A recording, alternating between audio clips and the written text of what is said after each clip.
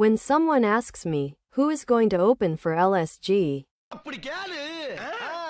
சொல்லுடிய கருப்புட்டி தாங்கவே உம்மையில கொடுக்கல உம்மா. தெரியாது.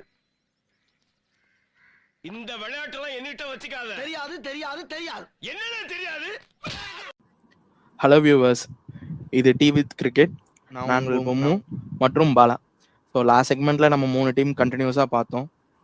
ஸோ இந்த செக்மெண்ட்டில் பார்த்தீங்கன்னா அதே மாதிரி 3 டீம் பேலன்ஸ் இருக்க 3 டீம் பார்க்க போகிறோம். GT, Punjab kings and LSG. இது 3 டீம் தான் ஒன்றா பார்க்க போகிறோம். ஸோ ஃபர்ஸ்ட் ஆஃப் ஆல் ஜிடிக்கு போயிடலாம்.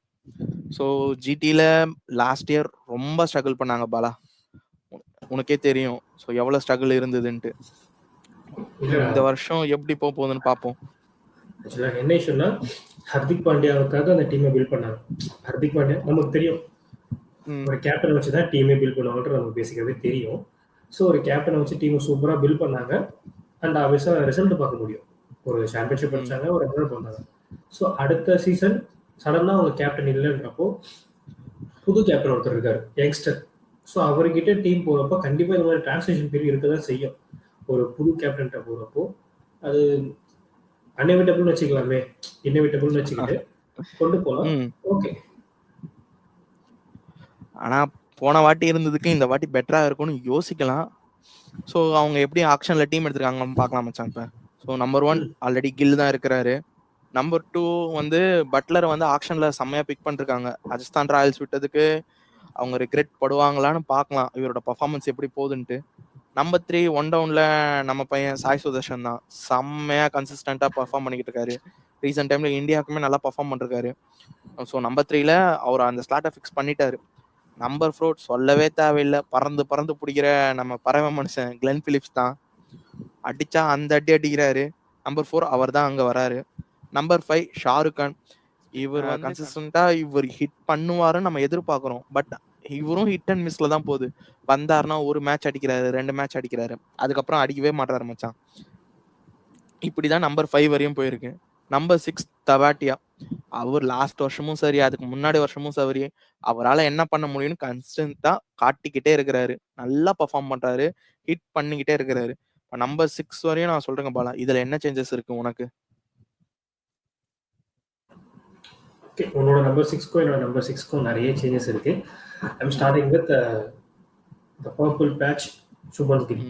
சுபன் கில் ஓப்பனிங் இருக்கிற with Jos Buttler. Okay, Sai Sudharsan, நம்ம ஊர் பையன் Sai Sudharsan at one down. ஏன்னா அங்கதான் அவருக்கு நம்ம லாஸ்ட் சீசனுக்கு முந்தின சீசன் பார்த்துருக்கோம், ஒன் டவுன் சூப்பர் ஆடி இருக்காரு. அண்ட் நம்பர் 2 நிறைய வேரியேஷன் போட்டு பார்த்தேன். பட் எனக்கு என்னவோ மஹிபால் லோக்ரோ ஒரு நல்ல பிக்கா இருப்பாரோ அப்படின்னு தோணுச்சு. ஸோ நம்பர் 4 நான் மஹிபால் லோக்ரோட போறேன். Number 5 SRK Shahrukh Khan. Number 6 the superman Glenn Phillips. Oh, Phillips நீ 6ல கொண்டு வரியா?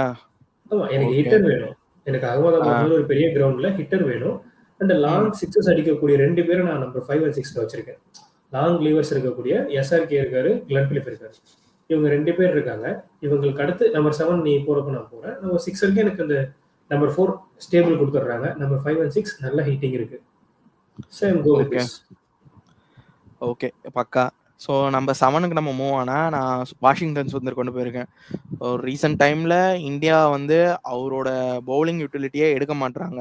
ஒரு ஓவர் கொடுக்குறாங்க, அவ்வளோதான், அதோட ட்ராப் பண்ணிட்டு போயிடுறாங்க. பேட்டிங்க்கும் அவருக்கு பெருசாக வரல. ஸோ இந்த வருஷம் நல்லா பர்ஃபார்ம் பண்ணுவான்னு இருக்கும். லாஸ்ட் வருஷம் நல்லா போனாரு. ஒரே ஒருத்தர் ஓவரில் முடிச்சு விட்டு போயிட்டாரு, ஜேஎஃப்கே. டெல்லியில் செஞ்சு விட்டு போயிட்டாரு அவரை. அதுக்கப்புறம் ஓவரே கொடுக்கல. இந்த வருஷம் நல்லா பண்ணுவான்னு எதிர்பார்க்கலாம். அதுக்கப்புறம் நம்பர் 8 போயிட்டா ரஷித் கான். லாஸ்ட் இயர் அவருக்கு ரொம்ப பெஸ்டா இல்லை. ஆஃப்டர் த இன்ஜுரி வந்து அவருக்கு நிறைய கன்சர்ன் இருந்தது. ஸோ அவரால் அந்த அளவுக்கு இதுக்கு முன்னாடி சீசன்லாம் பர்ஃபார்ம் பண்ண அளவுக்கு இல்லை. ஸோ இந்த வருஷம் எப்படி போகுதுன்னு பார்ப்போம். நம்பர் 9 வந்து இன்ஜுரி ப்ரோவா சுற்றிக்கிட்டு இருக்கிற பிரசித் கிருஷ்ணா தான்.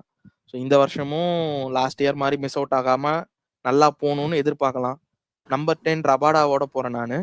நம்பர் 11 சிராஜ்.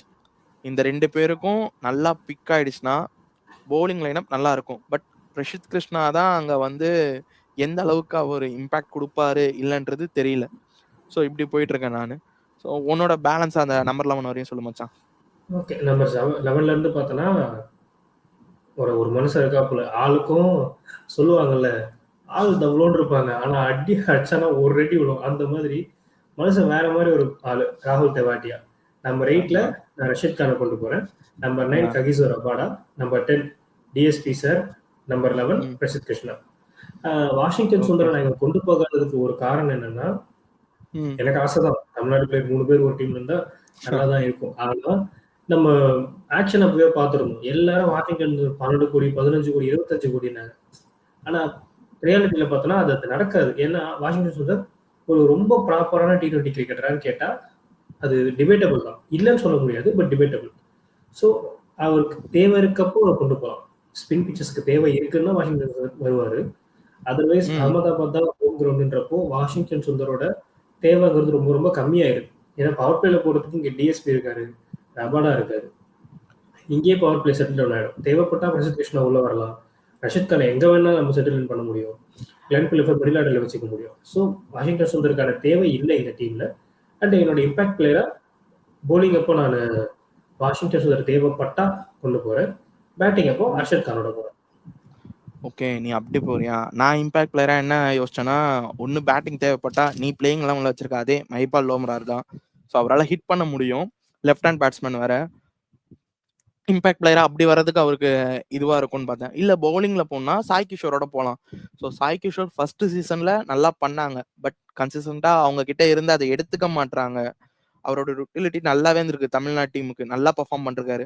பட் ஏன் அவருக்கு சான்ஸ் கொடுக்க மாட்டாங்க, அவரோட பிளேயிங் லெவலில் அவர் ஏன் வைக்க மாட்டாங்கன்னு தெரியல. அட்லீஸ்ட் இம்பாக்ட் பிளேயராவது உள்ள கொண்டு வரலாம். நல்லா ரன் கன்சிஸ்டன்ட் பண்ணி போடுவாரு, அவராலையுமே ஹிட் பண்ணி அடிக்கவும் முடியும். ஸோ நான் சாய் கிஷோரோட இம்பாக்ட் பிளேயரோட போறேன். ஸோ இதான் என்னோட பிளேயிங் லெவன் பாலா. நைஸ் மச்சான். நெக்ஸ்ட் யாரு? இல்ல இதுக்கு ரேட்டிங் கொடுக்கவே இல்லையே. இதுக்கு என்னோட ரேட்டிங் பார்த்தனா 6.8 நான் கொடுத்துருக்கேன். இந்த 6.8 இல்ல 6.8க்கு நான் போறதுக்கு காரணம் பார்த்தனா, பெருசா ஹிட்டர்ஸ் இல்லைனாலும் ஓரளவுக்கு அந்த பவுலர்ஸ் ஏதாவது பண்றதுக்கு பாசிபிள் இருக்கான்னு ஒரு சான்சஸ் போகுது. அதுதான் 7க்கு மேல போனாதான் உண்டு.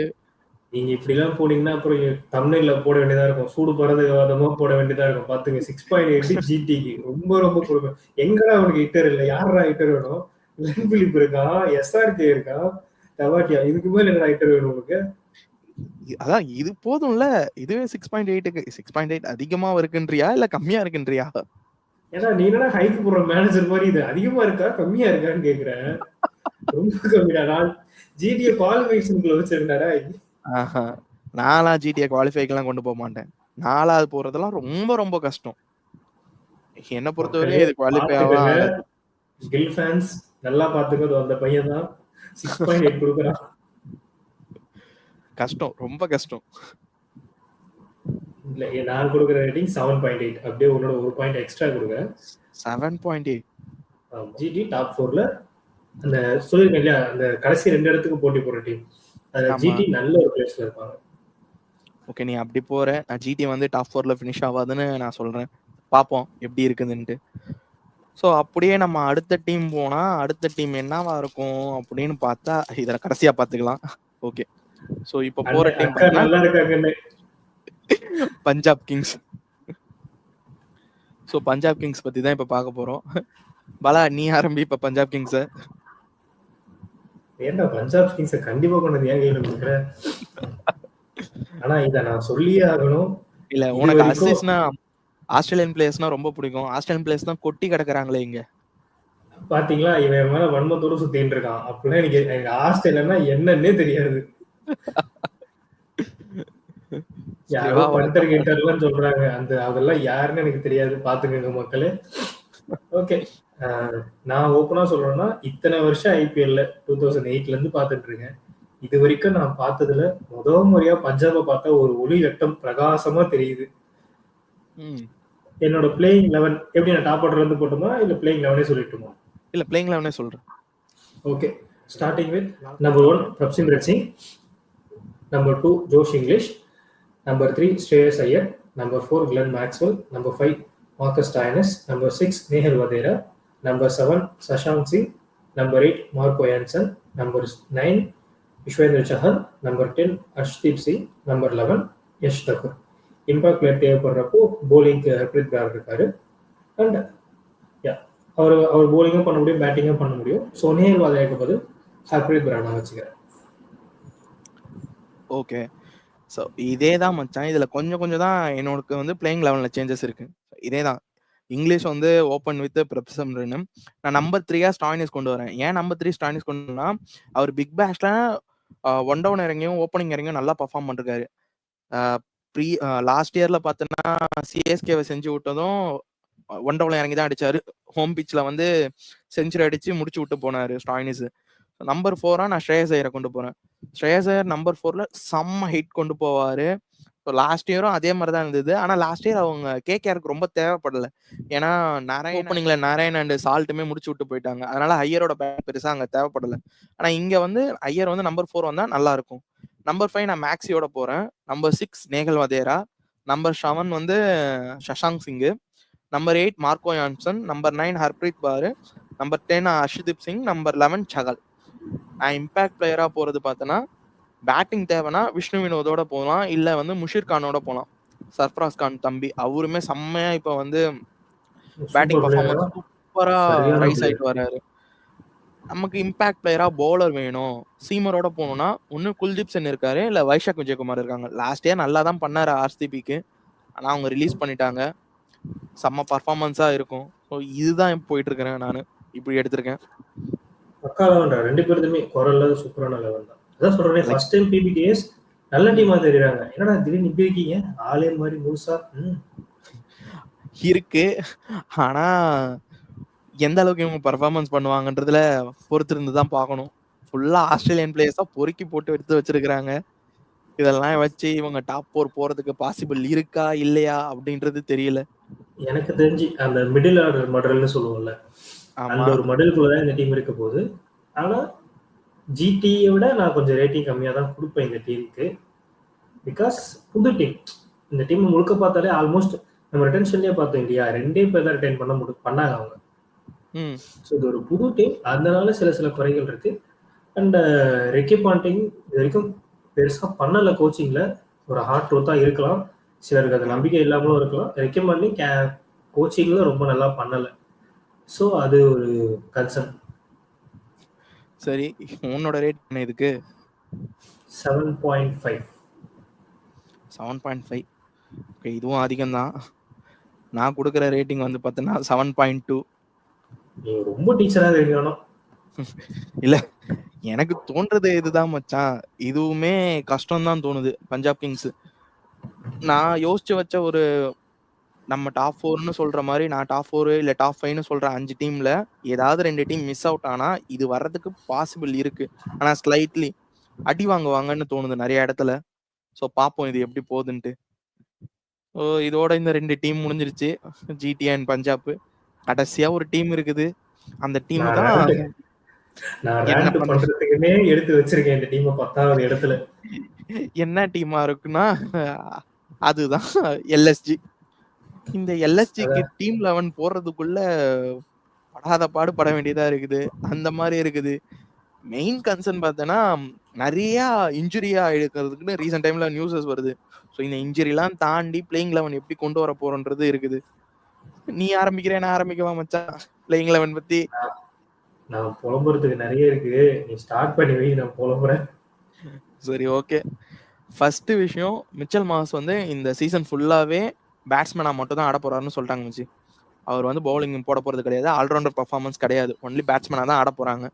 ஸோ இவர் கூட பேரா ஆகிற அந்த பேட்ஸ்மேன் யாருன்றதுல தான் பெரிய கன்ஃபியூஷனே ஃபர்ஸ்ட் வருது. ஒன்று மாக்ரமோட போறாங்களா, மாக்ரம் வந்து ஓப்பனிங் இறங்கி ஓப்பனரா இறங்கி பர்ஃபார்ம் பண்ணிருக்காரா? ரொம்ப வருஷத்துக்கு முன்னாடி பர்ஃபார்ம் பண்ணாரு, அதுக்கப்புறமா ஓப்பனிங் இறங்கி ஆடினாரான்னு கேட்டா டவுட்டு தான். ஆடலை பெருசா, அவரோட ஃபார்மே டிப் ஆகிட்டு இருக்கு. அது இல்லாம இந்தியன் பிளேயர் யாரோட போவாங்கன்னு பார்த்தா அதுவுமே டவுட். ஒன்னு பதோனியோட போவாங்களான்னு கேட்டா தெரியல, லாஸ்ட் சீசன் அந்த மாதிரி ட்ரை பண்ணல. இல்ல புதுசா ஒரு பிளேயர் எடுத்திருக்காங்க மேத்யூ பிரீட்ஸ்ன்ட்டு, அவங்களோட போவாங்களா? ஆனா ஒரு விக்கெட் கீப்பர் பேட்ஸ்மேன் மாதிரி இருக்காரு. விக்கெட் கீப்பர் பேட்ஸ்மேன் மாதிரி தான் நினைக்கிறேன், அப்படித்தானே பாலா? அவரோட போவாங்களான்னு தெரியல. ஸோ இப்போதைக்கு நான் மாக்ரோமோடையே பிளேயிங் 11 போறேன். ஸோ நம்பர் 3 வந்து Rishabh Pant, number 4 Nicholas Pooran, number 5 Miller, number 6 Badoni, number 7 Abdul Samad, number 8 Shahbaz Ahmed, number 9 Avesh Khan, number 10 Bishnoi, number 11 Akashdeep. ஆனா இப்ப சொன்ன அந்த ஆவேஷ் கான் அண்ட் ஆகாஷ்தீப் 2 பேருமே இன்ஜுரின்ற மாதிரி நியூஸஸ் வந்துகிட்டு இருக்கு. அது எந்த அளவுக்கு உண்மைன்னு தெரியல. இன்ஜுரி இல்லாம இருந்தா இந்த பிளேயிங் 11 நல்லா தான் இருக்கும். மயங்க் யாதவ் ஆல்ரெடி இன்ஜுரின்ட்டு நியூஸஸ் வர ஆரம்பிச்சிச்சு.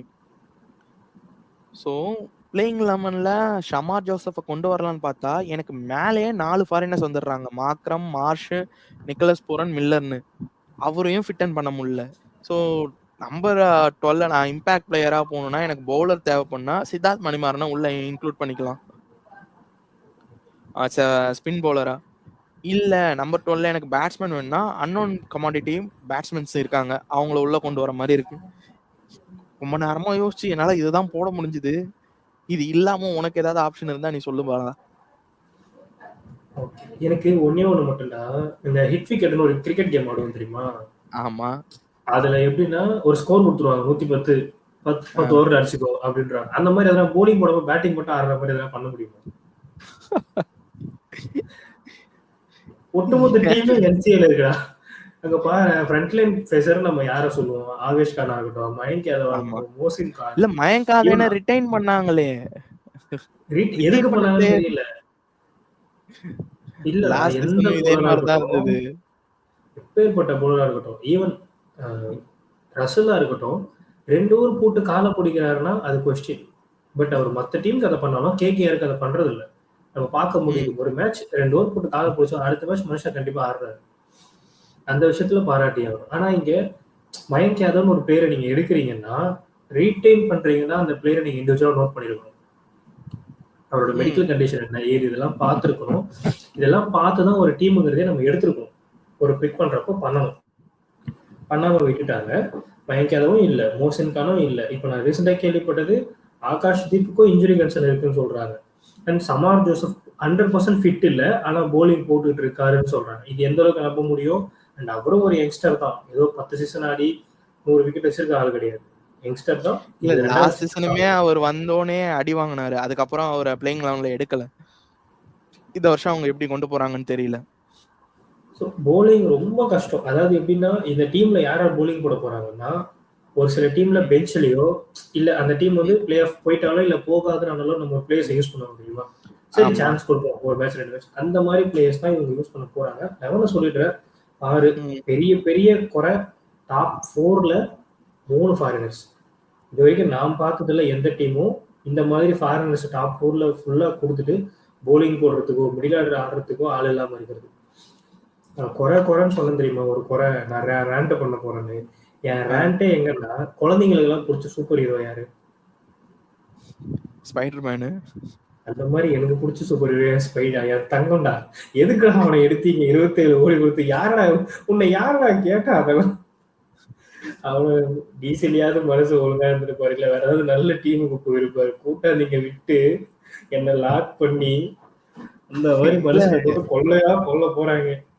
இப்ப இது பார்த்தனா ஃபுல்லா அடிக்க மட்டும் தான் செய்ய முடியுமே தவிர அதை தடுக்கிற மாதிரி பவுலர்ஸ் யாருமே இல்ல அந்த அளவுக்கு. எல்லாம் ஃபிட்டா இருந்தா ஓகே, ஃபிட்டே இல்லாம இருக்கிறாங்களே இவங்க. எப்ப வந்து கிளியர் ஆகி வருவாங்கன்னு தெரியலையே. அவங்க அடிக்கட்டும், பிரச்சனை கிடையாது, அடிச்சா சந்தோஷம் தான். ஆனா என்னன்னா 11 பேர் லெஃப்ட் ஹேண்டா கொண்டாந்து இறக்கி என்ன பண்ண போறீங்க? ஆமா, இங்க மேல இருக்க அந்த 2 பேர் தான் ரைட் ஹேண்ட் பேட்ஸ்மேன் வராங்க. அதோட Rishabh Pant left, Nicholas Pooran left, Miller left, கீழே சபாஷ் அகமது லெஃப்ட். சரி, இதுக்கப்புறம் பேட்டிங் இல்ல. இதுல நீ எல்லாரும் லெஃப்ட் தான். நீ ஸ்பின்னர் மட்டும் பக்காவா கொண்டு போன மாட்டுச்சு அந்த டீம், அந்த மாதிரியான டீம். ஆனா அவங்க ஹோம் பிச் எது? லக்னோ. அதனாலதான் என்னவோ பிச்சை சேஞ்ச் பண்ணி கொஞ்சம் ஹை ஸ்கோரிங் வேணுவா மாத்திருக்காங்களான்னு தெரியாது. ரீசன்ட் டைம்ல அடிச்சிருக்காங்க, நல்ல ரன் ஸ்கோர் வந்திருக்கு. ஸோ இதுல அந்த மாதிரி வருமானு செக் பண்ணி பார்த்தா தான் தெரியும், போக போக தான் தெரியும் எந்த அளவுக்கு இருக்குன்ட்டு. ஸோ இந்த டீமுக்கு நான் கொடுக்குற ரேட்டிங்கு 6, அவ்வளவுதான். ஏன்னா ரொம்ப ரொம்ப கஷ்டம். அவங்க கிட்ட பவுலிங் லைனப் சுத்தமா இல்லை. இருக்கிறது ஃபுல்லா இந்தியன் பவுலர்ஸ். அந்த இந்தியன் பவுலர்ஸும் இன்ஜுரின்னு போய் உட்காந்துட்டாங்க. யாரை வச்சு இவங்க போறாங்கன்றது தெரியல. அவங்க எல்லாம் இருந்தாவது அட்லீஸ்ட் ஒரு 7க்கு போகிறதுக்கு பாசிபிள் இருக்கு. பாத்தியா உன் பிளேயிங் 11 சொன்னியே, என் பிளேயிங் 11 கேட்டியா? சொல்லு. பிளேயிங் 11 சொல்லாமலே வாடா இவ்வளவு சொல்லிக்கிட்டு இருந்த. நான் தான் சொன்னேனேடா, நான் புலம்ப போறேன். என்ன புலம்ப வச்சுட்டியா. சரி சொல்லு, பிளேயிங் 11 சொல்லு. Opening with Mitchell Marsh, okay, Aiden Markram. Markram ஆடுறதை விட எனக்கு தெரிஞ்சு நம்பர் 2ல பெஸ்டா இருக்க போறது Matthew Breetzke. Number 3 Rishabh Pant, number 4 Nicholas Pooran, number 5 Ayush Badoni, 6 David Miller, 7 Shahbaz Ahmed, 8 Arshin Kulkarni. Spin தேவைப்பட்டா Manimaran Siddharth. Number 9 Rajvardhan Hangargekar. Number 10 Ravi Bishnoi. Number 11 ஆகாஷி. இம்பாக்ட் பிளேயர் பேட்டிங்கு தேவைப்படும் அப்துல் சமாத். ஓகே, இதேதான் சார். ஒருவேளை ஆகாஷ் தீபக் என்னோட பிளேயிங் 11ல இன்ஜுரியா இருந்தா ராஜ்வர்தன் அங்க கேட்கறதா அங்கேயும் வர போறாங்க. பட் மூணு பார்க்கப்போ ஒரு ஆல் செட் அண்ட் டன் இந்த ஒரு டீம் நீ கொடுத்த அதே ரேட்டிங், அதே ரேட்டிங் 6 தான். ஓகே, 6 NCA கிளியரன்ஸ் வந்தால் இந்த டீமை எங்கேயாவது பார்க்கலாம். NCA கிளியரன்ஸ் யாருக்கும் வரலனா நான் ஆட்டம் 2ல இந்த டீமுக்கு சூப்பரான எதிர்காலம். ஸோ கடைசியா எல்லாத்துக்கும் ரேட்டிங் போட்டு முடிச்சாச்சு. ஒரு வழியா 10 டீமோட அனலைசிஸும் கம்ப்ளீட்டா முடிஞ்சிருச்சு. ஸோ இதுக்கப்புறம் பார்த்தீங்கன்னா மேட்சஸை பொறுத்து அன்னைக்கு டேல அதோட ப்ரிவியூ வரும். மேட்ச் முடிஞ்சதுக்கப்புறம் அதோட ரிவ்யூஸும் வரும் கண்டினியூஸாக. ஸோ இப்போ நாங்கள் சொன்னதில் உங்களுக்கு ஏதாவது சேஞ்சஸ் இருக்குது, இல்லை நான் வந்து சில டீம்ஸ் குவாலிஃபை ஆகாதுன்னு இருக்கேன், இல்லை அது கண்டிப்பாக குவாலிஃபை ஆகும், அந்த மாதிரி உங்களுக்கு ஏதாவது தாட்ஸ் இருந்ததுன்னா அதை கமெண்ட் செக்ஷனில் சொல்லுங்கள். எங்களோட ரேட்டிங் வந்து அது வந்து உங்களுக்கு வேரி ஆச்சுன்னா அதுவுமே நீங்கள் கமெண்ட் செக்ஷனில் சொல்லுங்கள். ஸோ இதோட இந்த மொத்த டீம் அனலைசிஸும் முடிஞ்சிருச்சு. ஒரே ஒரு அனலைஸ் மட்டும் கூட ஆட் பண்ணிக்கப்பா. லாடு ஷர்துல் தாக்கூர்னு ஒருத்தர் சும்மா இருக்காரு, யாராவது ஒருத்தருக்கு ரிப்ளேஸ்மெண்டா அந்த மனுஷனையாவது கொண்டு வந்து ஆட விடுங்க.